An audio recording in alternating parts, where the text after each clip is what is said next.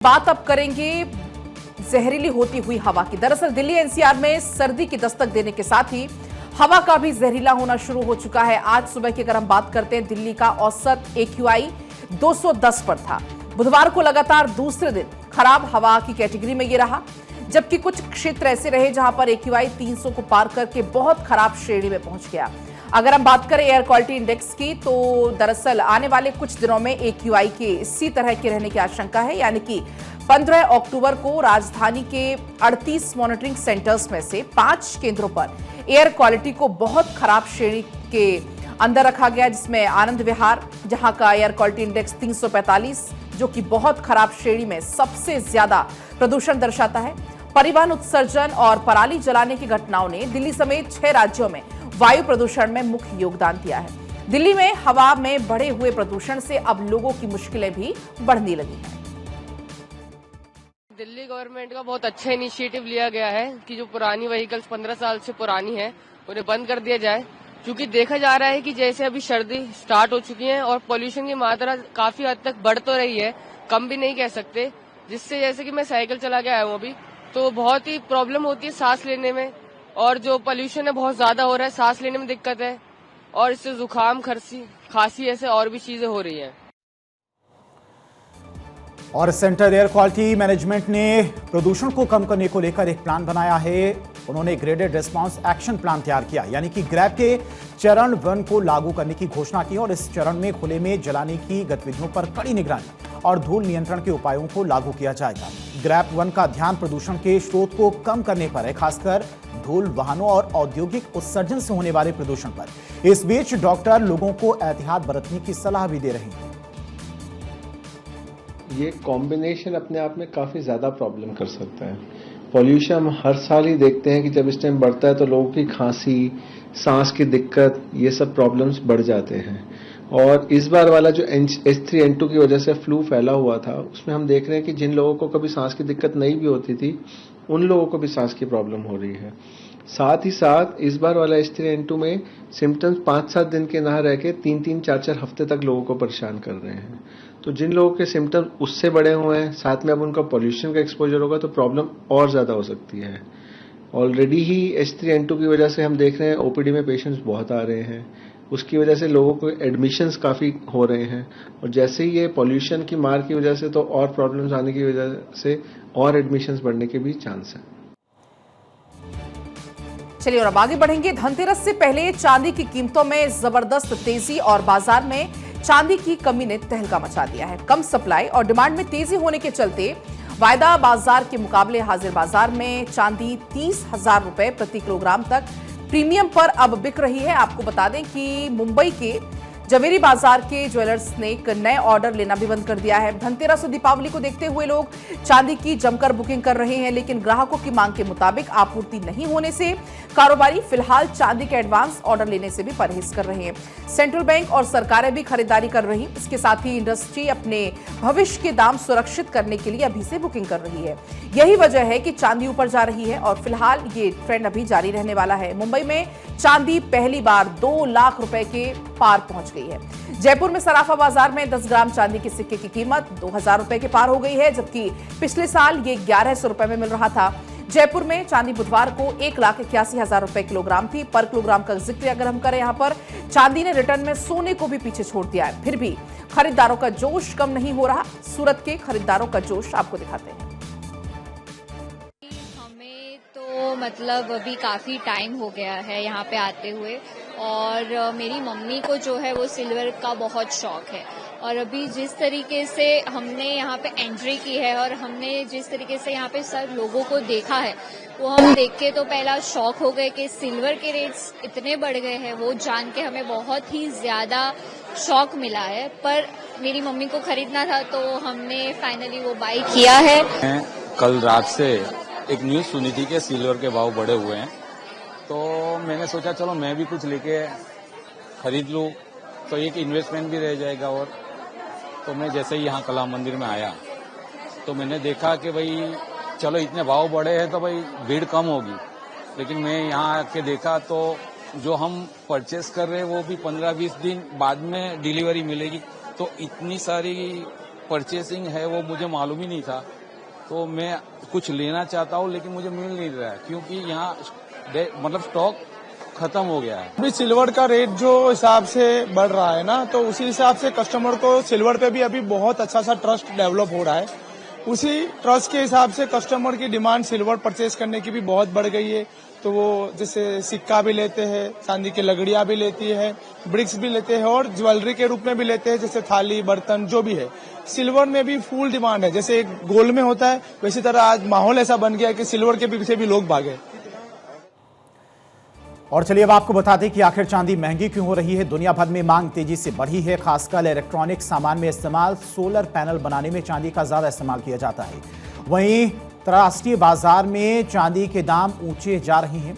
असर भारत में भी इसका दिखाई दे रहा है, लेकिन लोगों के जोश में कोई कमी आती हुई नजर नहीं आ रही है। मुंबई से हमारे साथ सत्यप्रकाश जुड़ चुके हैं। सत्यप्रकाश, इस वक्त चांदी के दाम मुंबई में सबसे ज्यादा हैं। मुंबई में तो 1 किलो चांदी के दाम 2 लाख के पार पहुंच गए। सराफा बाजार में व्यापारियों की तरफ से क्या कुछ कहा जा रहा है, किन वजहों से ये चांदी महंगी हो रही है और महंगी होने के बावजूद भी लोग खरीदारी कर रहे हैं, उनका क्या कहना है? बिल्कुल धीरेन्द्र जी, देखिए अमूमन दिवाली के वक्त जो है चांदी और सोने के दामों में इजाफा जरूर होता है, लेकिन इस बार जो रिकॉर्ड तोड़ चांदी के दामों में इजाफा हुआ है उसका प्रमुख कारण यह है कि खपत बहुत ज्यादा है, डिमांड ज्यादा है, लेकिन जो आवक है, जो पहुंचना चाहिए चांदी जिस मात्रा में मार्केट में, वो बेहद कम है। इसलिए ये प्रमुख कारण बताया जा रहा है। दूसरी बात, अब चांदी में जो विकसित भारत का विजन प्रधानमंत्री नरेंद्र मोदी ने दिया है, विकसित भारत में अब चांदी का इस्तेमाल ज्यादा होने लगा है। जैसे जहाजों में, बोटों में और तमाम अन्य उपकरणों में जो इलेक्ट्रॉनिक उपकरण है उनमें बहुत ज्यादा होने लगा है। जैसा कि टारगेट पीएम मोदी ने बताया था कि करीब 1000 से ज्यादा हवाई जहाज जो है बनाने का काम भारत में शुरू है। तो हवाई जहाजों में जो चांदी की खपत है वो बहुत ज्यादा होती है। ऐसे में क्योंकि दिवाली का वक्त है, धनतेरस में लोग ज्यादातर चांदी के जो सामान खरीदते हैं, मूर्तियां खरीदते हैं, बर्तन खरीदते हैं, क्योंकि यह परंपरा है। अब ऐसे में इन तमाम चीजों को अगर जोड़कर देखा जाए तो बेहद ज्यादा डिमांड है, लेकिन जो पहुंच है वो बहुत कम हो गई है। इसलिए दुकानदार यह मानते हैं कि चांदी के दामों में जो है इजाफा जो हुआ है वो डबल का हुआ है। यानी कि पिछले साल दिवाली के वक्त जो है करीब 1 लाख के आसपास जो है चांदी पहुंचा था, लेकिन इस बार जो है 2 लाख के पार जब चांदी हुआ है तो जाहिर तौर पर लोगों में एक आश्चर्यचकित वाली भी बात है। लेकिन मार्केट में ग्राहकों में कोई कमी नहीं देखने को मिल रही है, क्योंकि ग्राहक भी उसी तरह से बढ़ चढ़ के हिस्सा ले रहे हैं, चांदी खरीद रहे हैं। हालांकि परसों धनतेरस है, उस वक्त जो है लोगों की डिमांड के अनुसार मांग भी ज्यादा बढ़ गई है। कुछ लोग मूर्तियां लेने के लिए डिमांड रख रहे हैं, तो कुछ लोग बर्तन लेने के लिए रख रहे हैं। हालांकि मान्यता भी यही है कि सोने और चांदी के गहने और बर्तन खरीदे जाते हैं धनतेरस के दिन, इसीलिए यह डिमांड बहुत ज्यादा बढ़ रही है। उम्मीद है कि और भी चांदी बढ़ेगा, क्योंकि सत्यप्रकाश, फेस्टिवल सीजन है, ऐसे में लोगों की मजबूरी भी है खरीदना सोना चांदी। सराफा व्यापारियों की अगर बात करें तो उनकी तरफ से क्या कुछ कहा जा रहा है, कि ऐसे ही दाम ये बढ़ते रहेंगे या फिर आने वाले समय में दाम कम हो सकते हैं? देखिए, एक्सपर्ट ये मानते हैं कि आने वाले 5 महीने तो इस तरह की दाम बढ़े रहेंगे, उसके बाद दाम में कमी देखी जा सकती है। लेकिन ये बिल्कुल कहा जा सकता है कि ये मजबूरी नहीं है, बल्कि एक परंपरा है। लोग परंपरा के अनुसार चांदी और सोना खरीदते हैं। बड़ा आदमी हो या छोटा आदमी हो, बड़ा व्यवसायी या छोटा व्यवसायी, सभी लोग अपनी हैसियत के हिसाब से सोना चांदी खरीदते हैं। जब सोना जो है 1,30,000 के पास पहुंचा है और चांदी 2 लाख के आसपास पहुंची, तो जाहिर तौर पर लोगों को चांदी से सहूलियत मिलने वाली है। सत्यप्रकाश, बहुत बहुत शुक्रिया आपका तमाम सारी जानकारी के लिए। और चलिए अब आपको सीधे जयपुर लिए चलते हैं। हमारी फर्स्ट इंडिया चैनल से कुछ तस्वीरें दिखाएंगे। रेल मंत्री अश्विनी वैष्णव का आज जयपुर दौरा है। फिलहाल ये तस्वीरें जयपुर से। कार्यक्रम है आर्य विद्या मंदिर अम्बावाड़ी के अंदर कार्यक्रम होगा आज चलेगा। उस कार्यक्रम के अंदर शिरकत करेंगे। तो 3 अलग अलग रेलवे के अतिरिक्त 3 अलग अलग कार्यक्रम।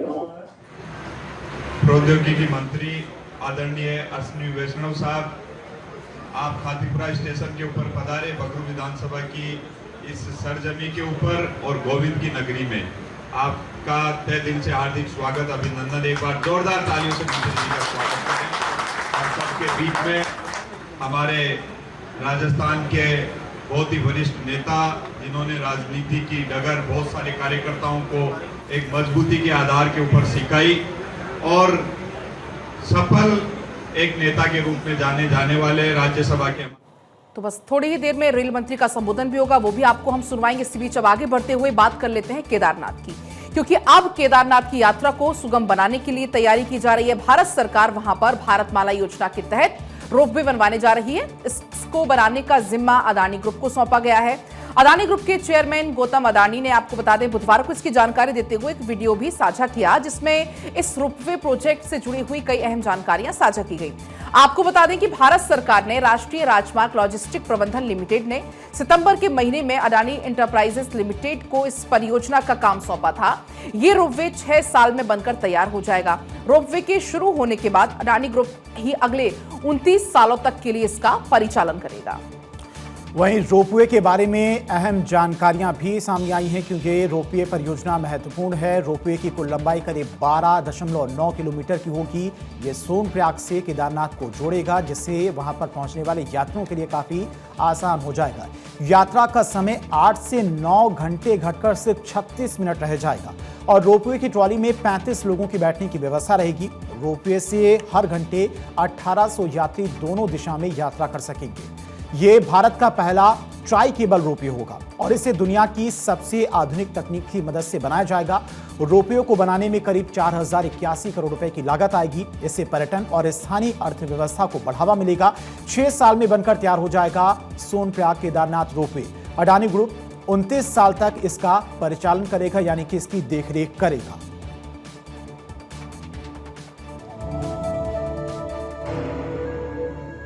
केदारनाथ की यात्रा लाखों हिंदुओं की आस्था का केंद्र है, लेकिन कठिन रास्ते, अप्रत्याशित मौसम और लंबा समय इसे चुनौतीपूर्ण बनाते हैं। अब अडानी ग्रुप आस्था को सुविधा से जोड़ने का कदम उठा रहा है।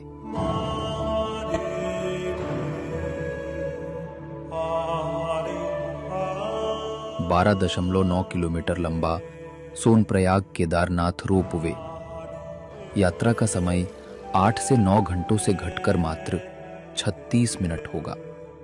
हर घंटे 1800 यात्री प्रति दिशा में यात्रा कर सकेंगे।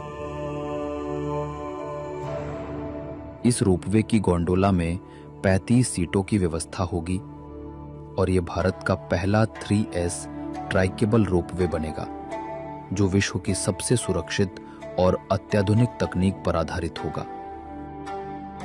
ये रोपवे समय बचाएगा और सुरक्षित सुगम यात्रा देगा।